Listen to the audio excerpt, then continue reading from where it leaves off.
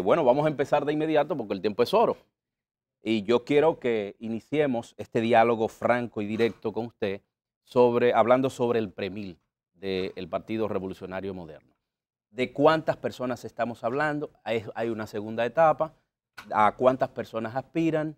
Y sobre todo, ¿cómo va todo este proceso que definitivamente tendrá que decidir cuál será el candidato presidencial del PRM?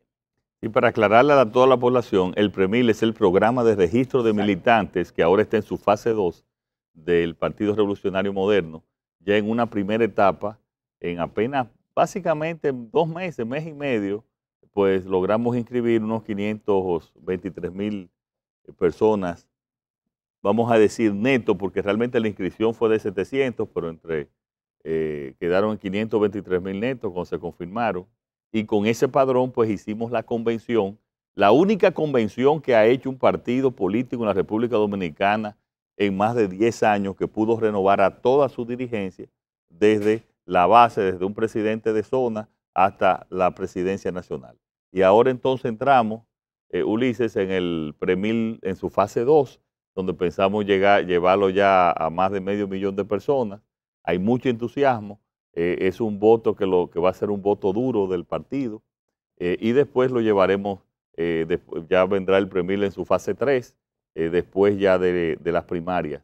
Pero con ese padrón, como tú bien dices, es que vamos a elegir a todos los candidatos, desde regidor a diputado, a alcaldes, a senadores, en un proceso bien democrático que va, como ustedes saben, después de la ley de partido, a administrar la Junta Central Electoral. Pero La ese segunda PREMIL fase. va muy bien. Okay.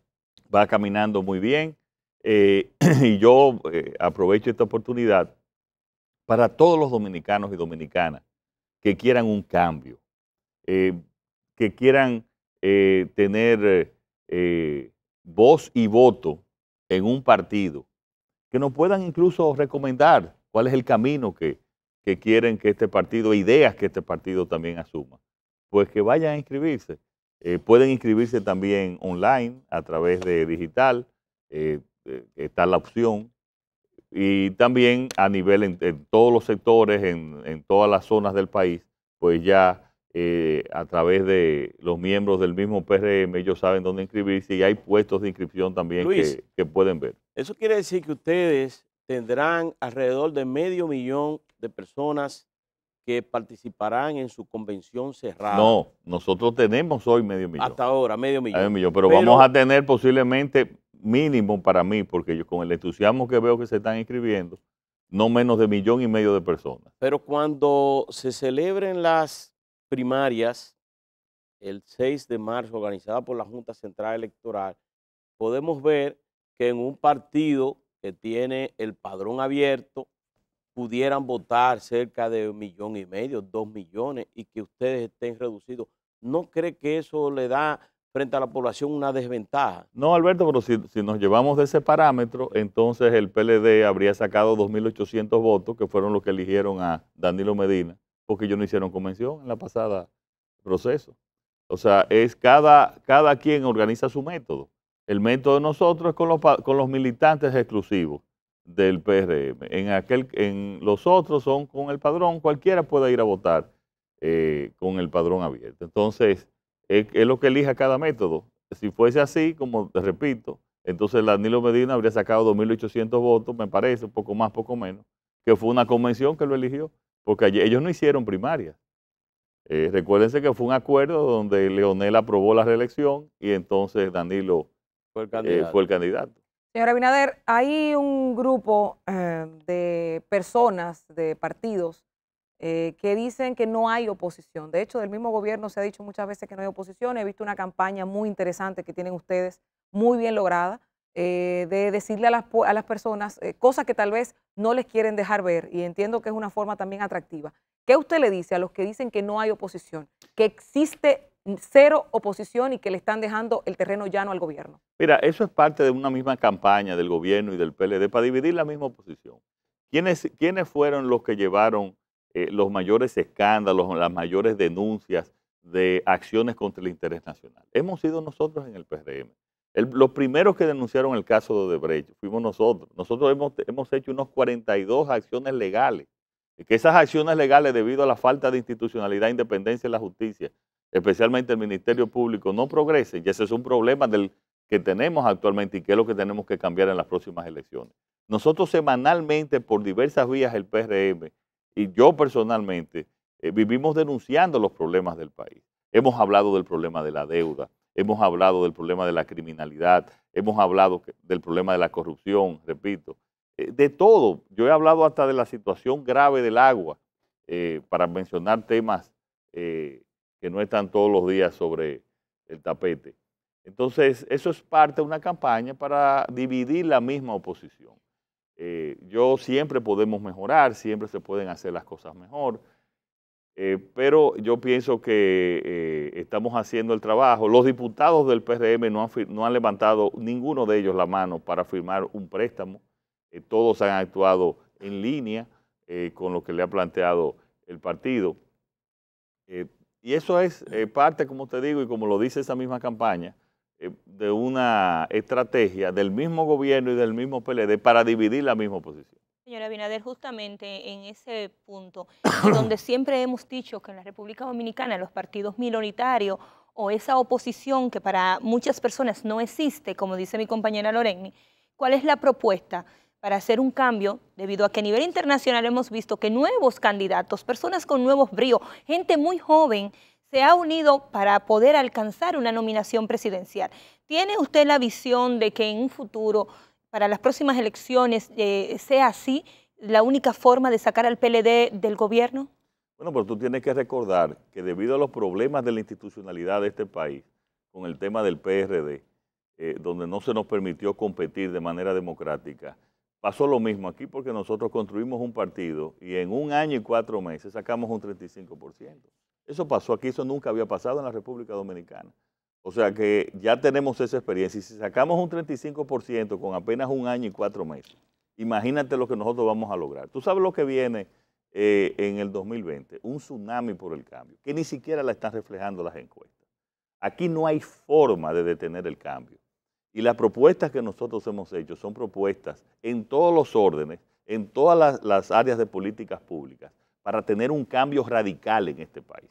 Un cambio radical en la lucha contra la delincuencia, que quiero aprovechar y decir, cuando hablamos de medidas, que la semana pasada nosotros tenemos un plan integral que lo hemos informado varias veces, asesorado por Rudy Giuliani y otros asesores internacionales.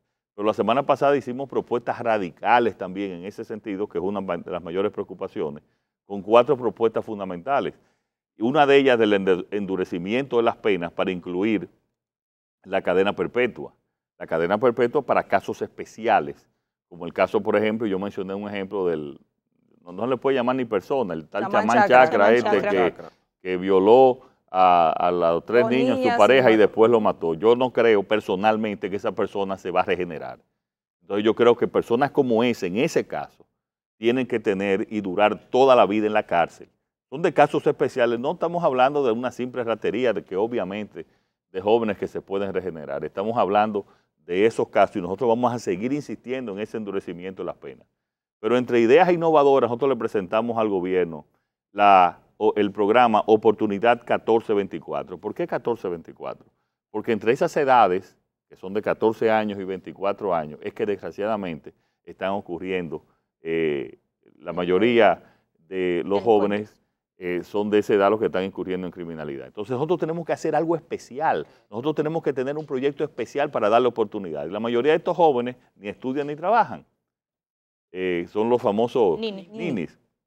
Entonces nosotros tenemos un plan que se lo hemos presentado para identificar, junto con las organizaciones sociales, las iglesias, identificar a estos jóvenes y llevarlos a darles cursos técnicos vocacionales para que puedan entrar en el mercado laboral, también entrenarlo en el emprendedurismo, y usted puede estar seguro que eso va a disminuir radicalmente la delincuencia. Luis. Y tenemos también para llevar el presupuesto, y concluir de esas 4, llevar el presupuesto de la justicia para que sea el complemento de la lucha contra la delincuencia, y finalmente en nuestro presupuesto, en el primer año del presupuesto nuestro, que será el presupuesto de 2021, añadir 35,000 millones de pesos más a la lucha contra la delincuencia para hacer una verdadera reforma en la policía y que, como hemos reiterado, el salario más bajo de un policía, que es de un raso, sea de $500, es decir, de 25,000 pesos, que no es un invento mío ni un deseo, sino que es el promedio en América Latina. A diferencia de aquí, que le pagamos miseria, y miren por eso cómo está la policía y sus complicidades. Luis, antes de preguntarte, un saludo que nos está viendo, tu esposa Raquel. Gracias, amiga. gracias. Sí, sí. Luis, se está debatiendo que si se legaliza la droga, el ex juez español Baltasar Garzón estuvo en República Dominicana recientemente y planteó el tema. Hay quienes en República Dominicana, con una explicación científica, médicos incluso, hablan de despenalizar ciertos niveles de consumo y una serie de cosas de esas. ¿Cuál es la visión que tiene Luis Abinader con el importante liderazgo que tiene, legisladores que te siguen? ¿Cuál es la visión que tiene Luis sobre esto? Mira, Geomar, este es un tema sumamente complejo. Y yo he leído muchos informes, libros que se han escrito sobre el tema, he escuchado también muchos debates. Y todavía es algo que está en debate, valga la redundancia. Mira, el problema de la droga tiene, hay que verlo desde dos puntos de vista. El problema ya médico, o sea, las consecuencias hacia la juventud de consumir droga, que vemos que son funestas, y el problema de la criminalidad. O sea, los crímenes que generan el microtráfico, el narcotráfico, todo esto. Entonces, esos son los dos grandes problemas que presenta el narcotráfico ante la sociedad. Dicen algunos, bueno, si lo vamos a despenalizar, entonces eliminamos uno de los problemas, que es el problema del narcotráfico, del microtráfico y todo lo que se genera por la lucha en ese aspecto. Pero dicen los que se oponen, y está sustentado, sí, pero eso va a aumentar también la criminalidad de esos jóvenes, que va a aumentar el consumo y que van entonces a delinquir para entonces poder consumir, porque evidentemente que cuando se despenalice se va a aumentar el consumo, regulado, como tú lo quieras poner. Entonces van a delinquir. O sea, ese es un tema que internacionalmente incluso está en discusión. Holanda, que es uno de los países más avanzados en ese tema, está repensando el tema de la liberalización y fue de los primeros que despenalizó ciertas drogas, especialmente la marihuana. En Ámsterdam es famoso esa situación. Sin embargo, ha aumentado la criminalidad en los jóvenes para el consumo y también por los efectos de la misma droga. Igual, que vamos a decir, señores, también con el alcohol, que tiene efectos. Es una droga dura. Sí. Salió un reportaje de que está descarrilado, Ámsterdam. Sí, los entonces no está descarrilado. Entonces hay que ver, yo creo que estos son temas tan importantes, que esos son temas que tenemos que verlos, estudiarlos y no tomar decisiones rápidas. Luis, a propósito de delincuencia y droga y ese tipo de cosas, usted decía del chamán chakra. En República Dominicana tenemos mucho tiempo con un código que no ha podido salir por el tema del aborto. ¿Cuál es la posición suya sobre las tres causales? ¿Se debe de penalizar? ¿Se debe acoger lo que se ha mandado por parte del Ejecutivo? ¿Cuál es la posición? Mira, aquí no, las tres causales no son el aborto. Yo estoy en contra del aborto cuando un feto ya después que está formado y de 6 o 7 meses, hacer el aborto para mí es un crimen. Aquí estamos hablando de tres causales para la interrupción del embarazo, que están muy bien justificadas y que tienen que tener un comité que apruebe estos casos. Eso es lo y que se le da entonces a la madre la opción. Son dos cosas diferentes. Nosotros como partido estamos de acuerdo con las tres causales y los hemos mantenido. Incluso también no es un tema ni siquiera religioso.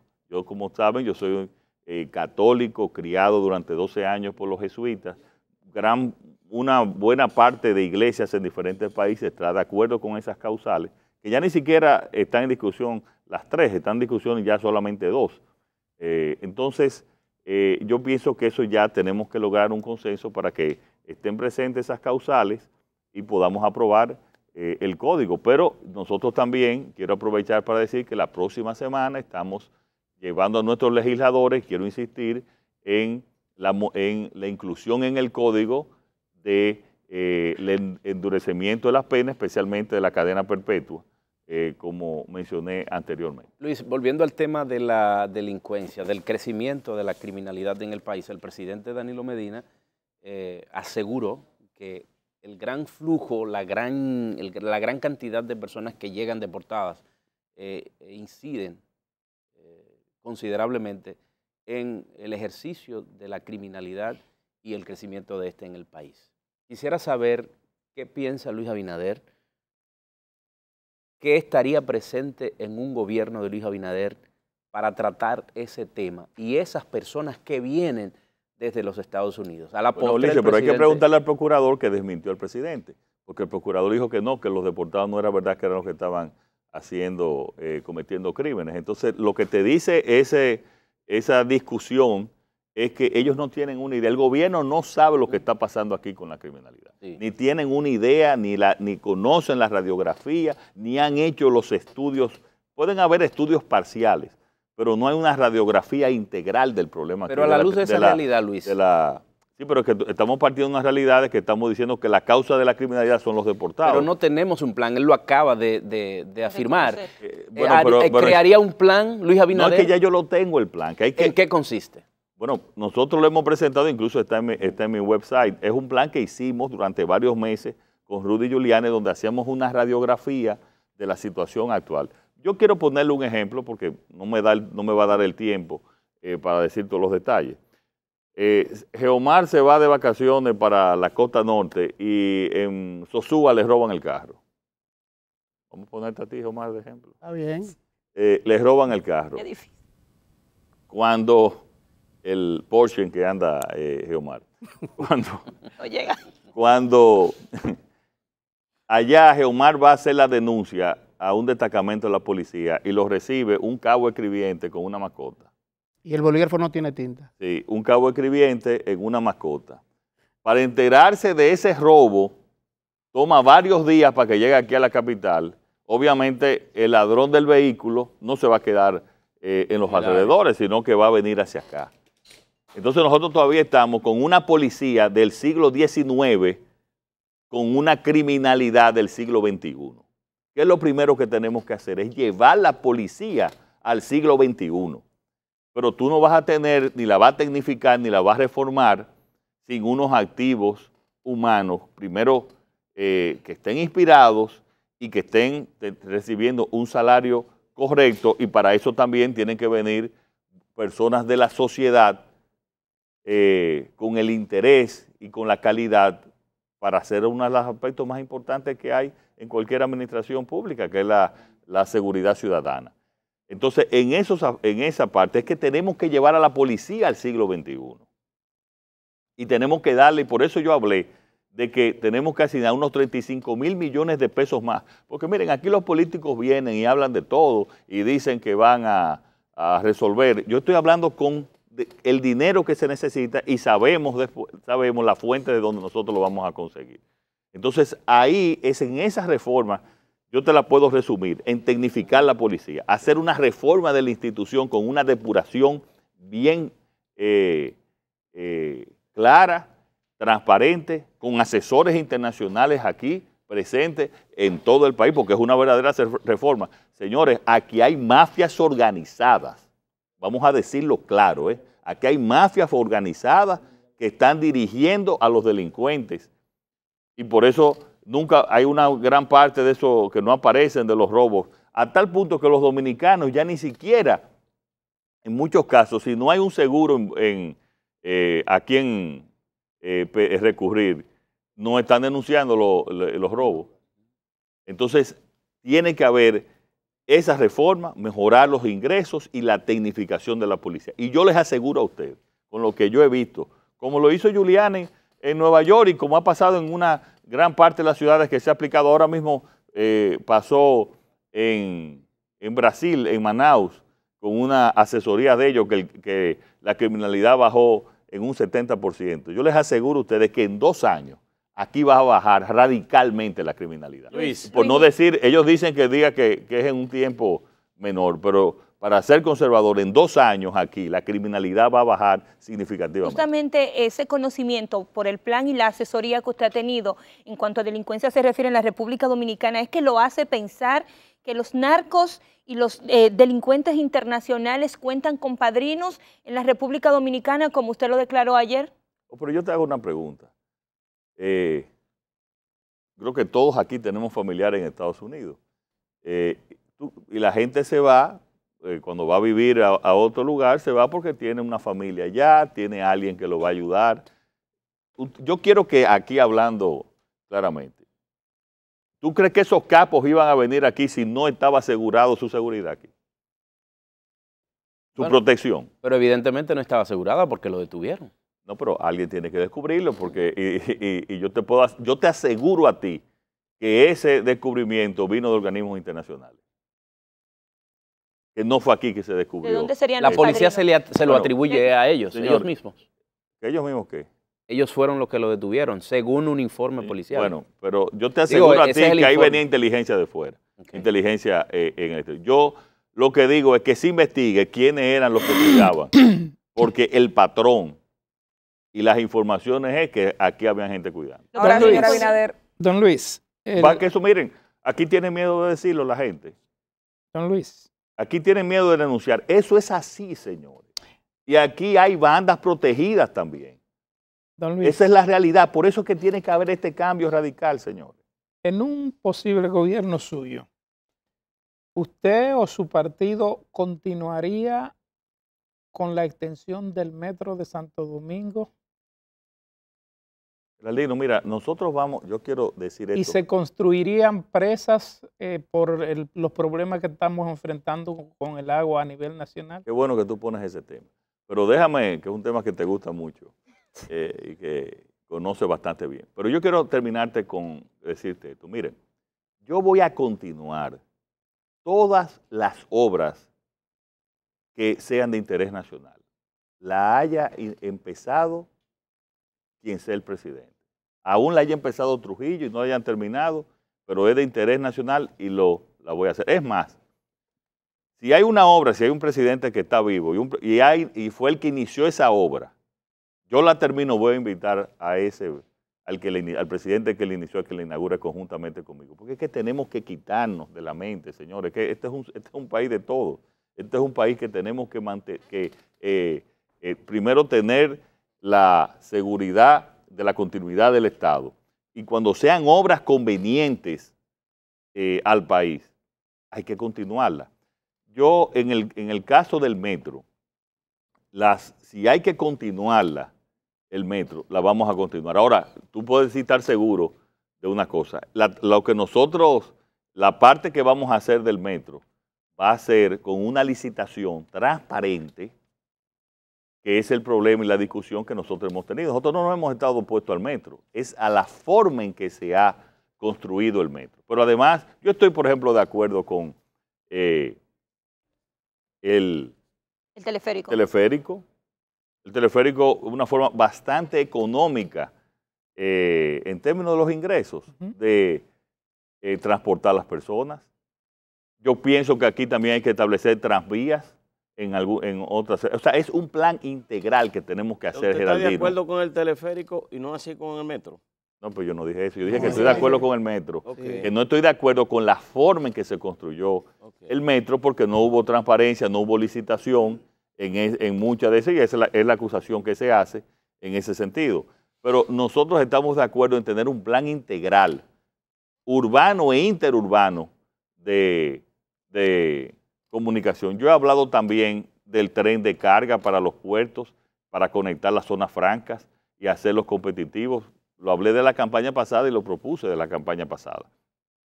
Que incluso fuera hecho con una alianza público-privada, pero administrada por el sector privado. En cuanto al tema de las presas y el agua, porque es un tema que también a mí me apasiona. Yo hice una presentación, no sé si alguno de ustedes recuerda, hace unos meses sobre el tema del agua. Señores, la crisis que se avecina, que está presente, porque aquí estamos en una sequía aquí, es el tema del agua. Sí. El tema del agua, y nosotros tenemos que hacer, tengo que decirlo porque es que en cada una de estas partes, cambios radicales en esto, en la forma de manejar el agua. Primero, con el agua potable, más del 70% de los dominicanos no reciben agua potable de manera regular. Y ustedes han visto, miren los efectos que tiene esto. Ustedes han visto que ha aumentado la mortalidad infantil. Eso está ahí en las estadísticas.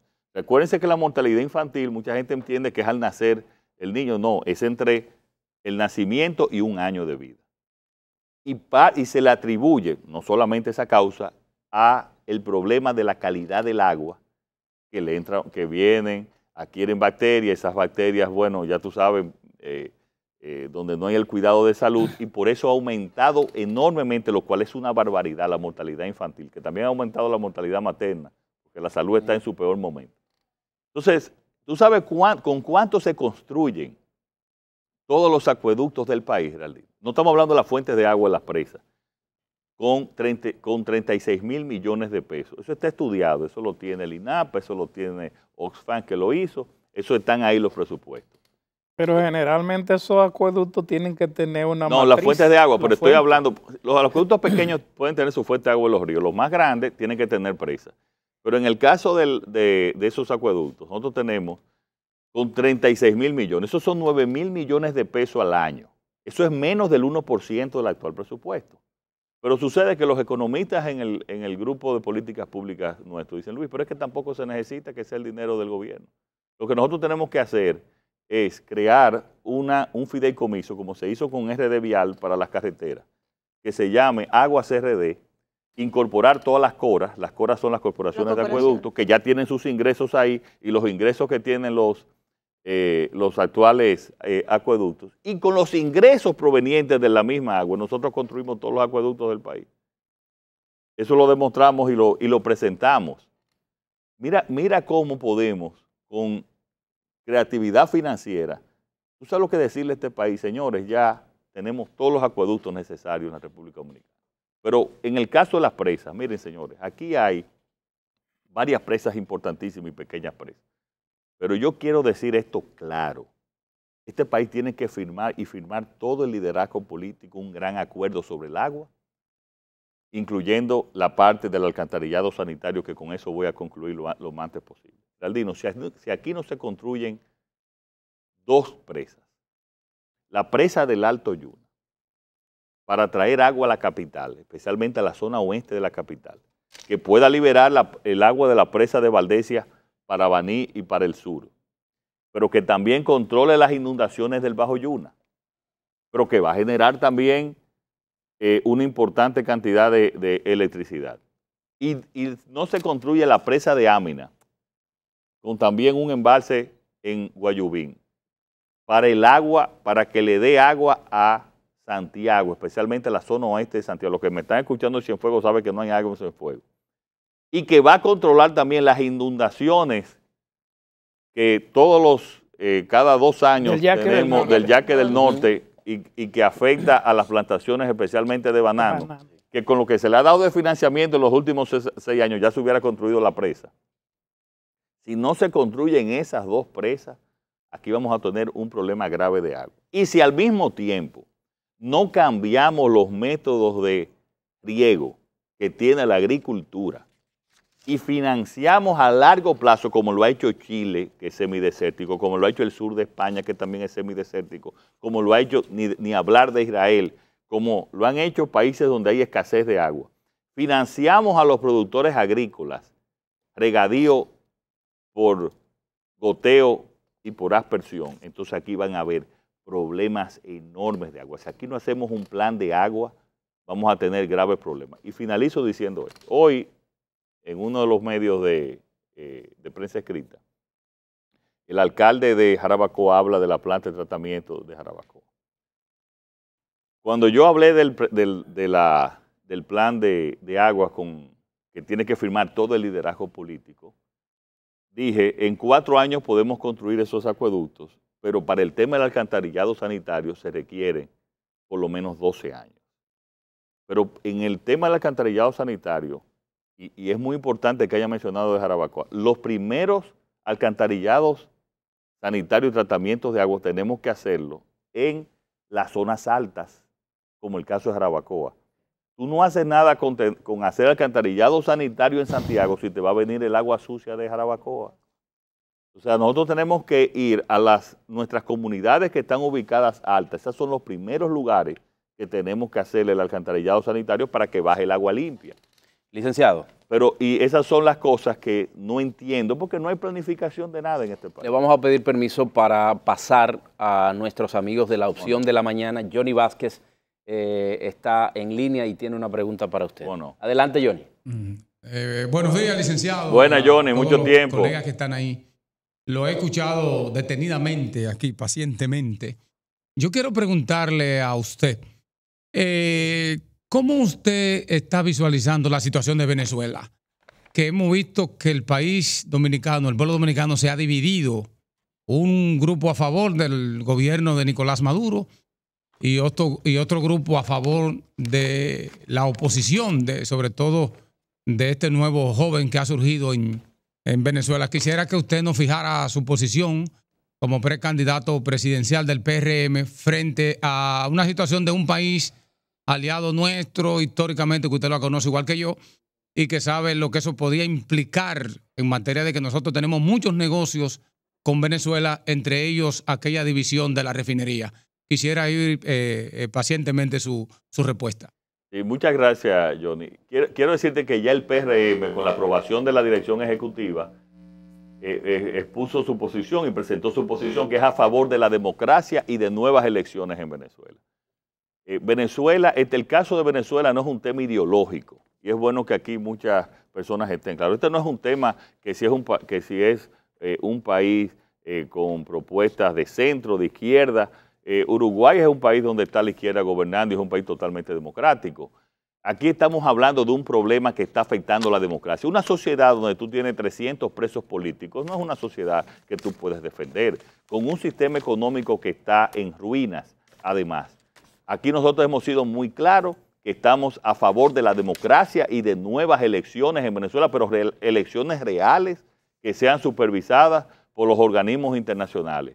Nosotros tenemos mucho agradecimiento con Venezuela. Venezuela ha sido un país que hemos tenido excelentísimas relaciones, que nos ha apoyado también en los momentos en que este país ha necesitado la democracia y ha ayudado en ese sentido. Y nosotros tenemos ahora que corresponderle, pidiéndole que exista democracia y que existan nuevas elecciones allá en Venezuela. Luis, pienso en la frontera, disculpa. Claro. Pienso en la frontera, que la recorro y tengo familiares en Bánica, en Elías Piña, Pedro Santana, pero voy a Pedernales, Independencia, con menor intensidad, pero sí hay desigualdad en términos geográficos, la distribución de la riqueza, Dajabón, Montecristi, y hasta creo que deberíamos distribuir la carga de presencia institucional del Estado.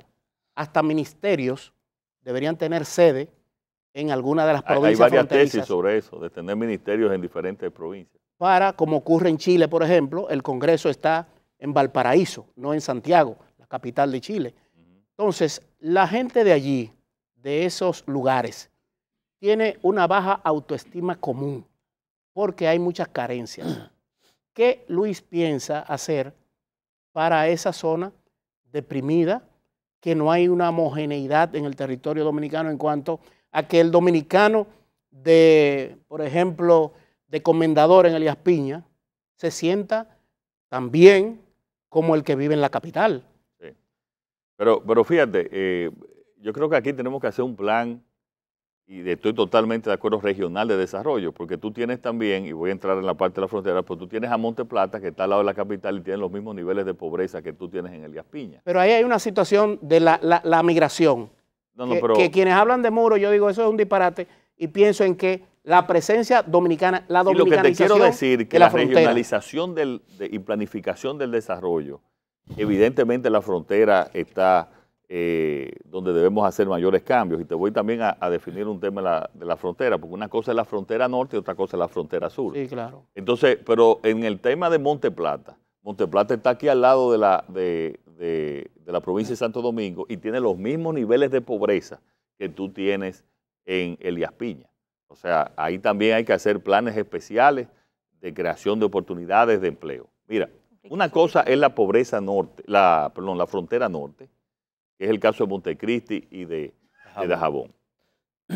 Dajabón tiene uno de los comercios más activos y tiene una zona franca creciente, con muchos empleados también, con el Grupo M, que hay que felicitarlo por la iniciativa y la creatividad con que han desarrollado esa empresa. Eso está en la zona de Juana Méndez, en Haití.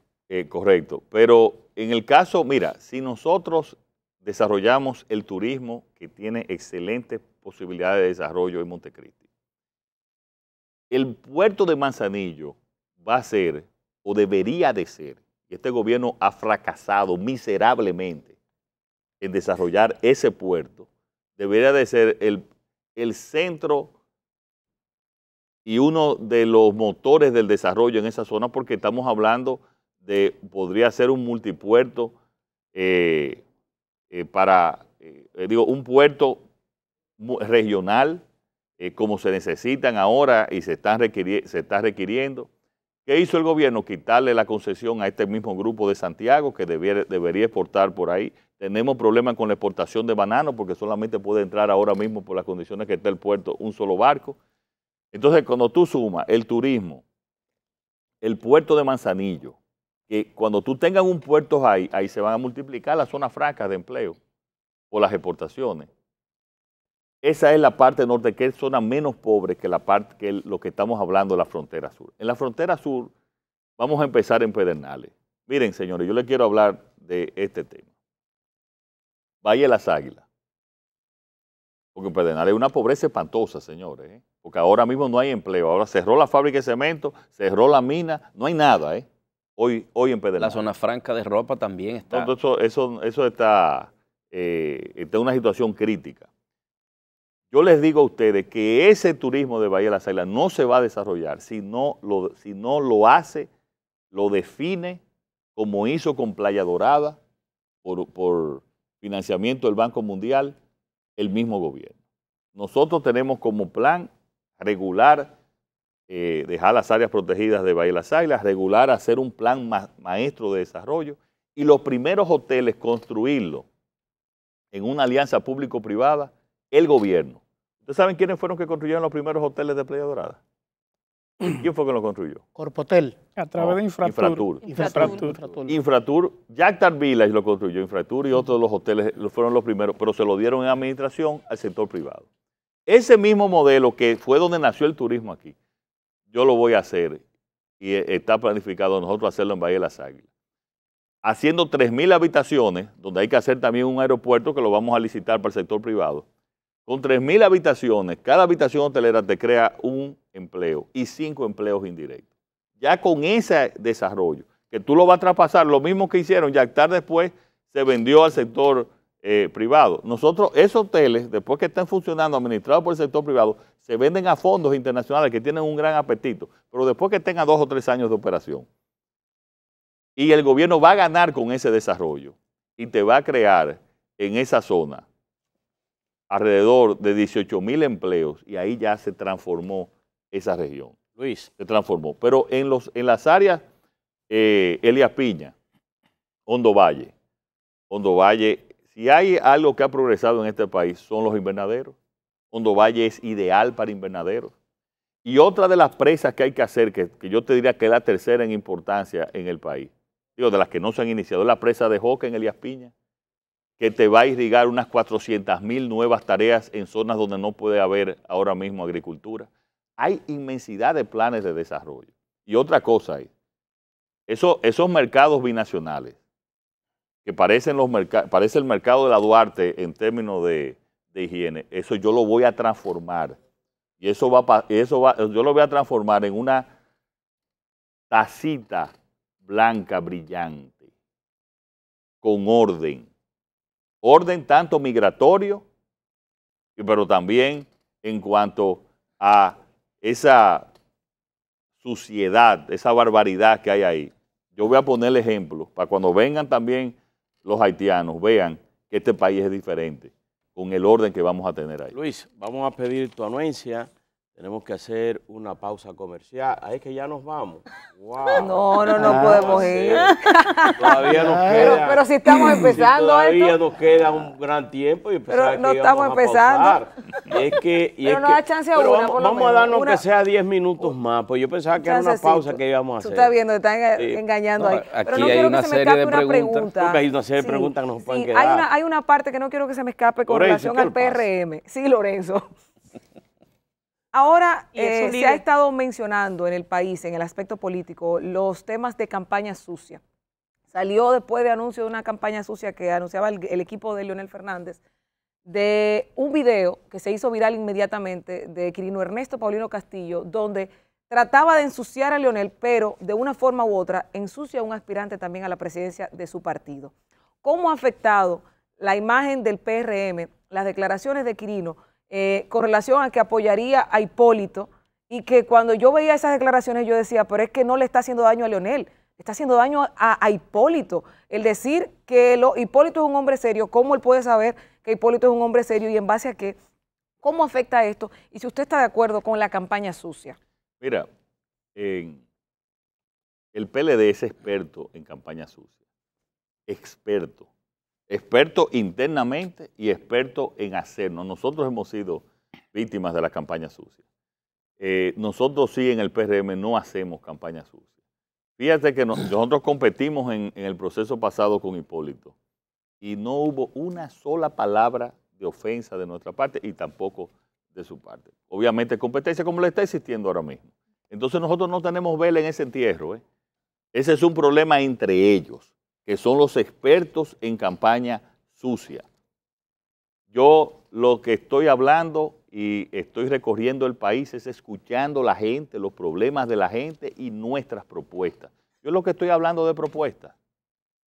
Que hablen ellos de propuestas, que ninguno de los candidatos de ellos habla de ninguna propuesta. Pero ni no habla afecta de al nada. PRM lo que se dijo de Hipólito, de un en miembro el del PRM, PRM. bueno, yo no he medido ni hemos hecho encuestas en ese sentido, pero el PRM está firme en que es un luchador en contra del narcotráfico y a favor de la justicia en términos generales. Pero Leonel presentó 32 libros ayer de desarrollo de 2044, algo así. Bueno, mira, yo eso no es propuesta. Yo voy a esperar,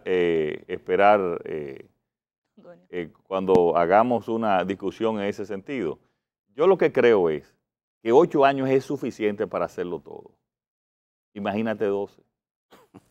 Luis, yo quiero aprovechar que tú eres economista. Dice hoy el ministro de Hacienda de que como estamos en una pre-campaña o un año preelectoral, se quedó sobre la mesa el pacto fiscal. ¿Eso beneficia a los dominicanos o lo perjudica? Bueno, yo no, mira, voy a seguir las declaraciones que tú dices, pero yo no sabía que en un año preelectoral no se cumplía la ley. Pero eso está en la ley, en la Estrategia Nacional de Desarrollo, que es una ley. Entonces yo no sabía que porque estamos en un proceso electoral había que incumplir la ley.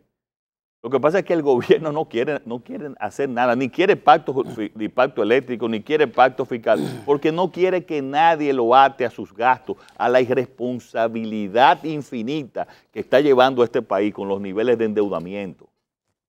Señores, ustedes saben, y es bueno que la gente escuche esto, en el año 2018, los intereses que tuvo que pagar el Estado, o tomando nuevos préstamos, o pagando los intereses, no estoy hablando del pago de capital, estoy hablando solamente de los intereses, corresponde al 32% de los ingresos tributarios. En otras palabras, escúcheme bien, pueblo dominicano, de cada 100 pesos que ustedes pagan de impuestos, hay que destinar 32 pesos a pagar la deuda que ha tomado el PLD principalmente en un 80%. Una deuda que no ha desarrollado este país, que no ha solucionado uno solo de los problemas de la República Dominicana. Peor delincuencia, institucionalidad y corrupción, peor. La educación se ha tenido el 4% de los ingresos, pero no ha mejorado la calidad de la educación. No lo digo yo, lo dicen los indicadores internacionales. Salud en su peor momento. Este país ha llegado hoy a 42 mil millones de dólares en deuda y no han solucionado uno solo de los problemas. tomando deuda para pagar nominillas de los miembros del PLD. Eso es un crimen, señores. Eso es lo que está pasando y eso es lo que debiera preocuparse el ministro. Licenciado, finalmente quisiéramos que le dé un mensaje a la militancia del PRM en este proceso de la segunda etapa del PREMIL y que usted se dirija a esta militancia. Sí, muchísimas gracias, Ulises. Nosotros tenemos una gran responsabilidad con el cambio en nuestro país. Y como yo dije al principio, el cambio es indetenible. Y nosotros como PRM debemos ser la vanguardia de ese cambio, junto con una gran alianza de todos los sectores, de partidos de todas las ideologías que saben que el país grita, necesita un cambio. Para ese cambio tenemos que fortalecer nuestro partido y le pido a todos los PRMistas y al pueblo en general que tenemos que inscribirnos en el partido para así tener una base de datos importante que nos ayude a nosotros a asegurar el voto duro que necesitamos para garantizar ese cambio. En el PRM hay competencia, pero no va a haber de ninguna manera división, como lo hemos visto en los últimos meses, que siempre nos hemos entendido. Y le digo también, quiero decirle a la oposición, al resto de la oposición del país, que en el PRM tenemos las puertas abiertas para discutir con ustedes de igual a igual un plan de gobierno donde tenemos que concentrarnos en lo que estamos de acuerdo, que es mucho mayor que lo poco en que estamos en desacuerdo. Y yo le he dicho a muchos amigos también que en el caso nuestro yo no soy perfecto, pero en lo que viene el Mesías, aquí estamos nosotros para trabajar y ayudar a hacer el cambio. Licenciado, gracias por estar con nosotros. El grupo de medios Telemicro le agradece este tiempo que nos ha dedicado. También queremos agradecer la sintonía que hemos tenido durante toda esta transmisión en, sobre todo, Telemicro Internacional y los demás espacios de opinión del grupo Telemicro. A ustedes, hasta mañana. Quiero agradecerle a todos ustedes. Muchas gracias. Gracias, licenciado, a usted. Y saludar a Roberto Fulcar, que está acompañando. Ahí está Roberto, Luis Valdés, ahí está Jorgito, Mercedes. Fran Paulino. Exactamente. Todo el equipo que asesora al licenciado Luis Abinader. Señores, hasta mañana, si Dios lo permite.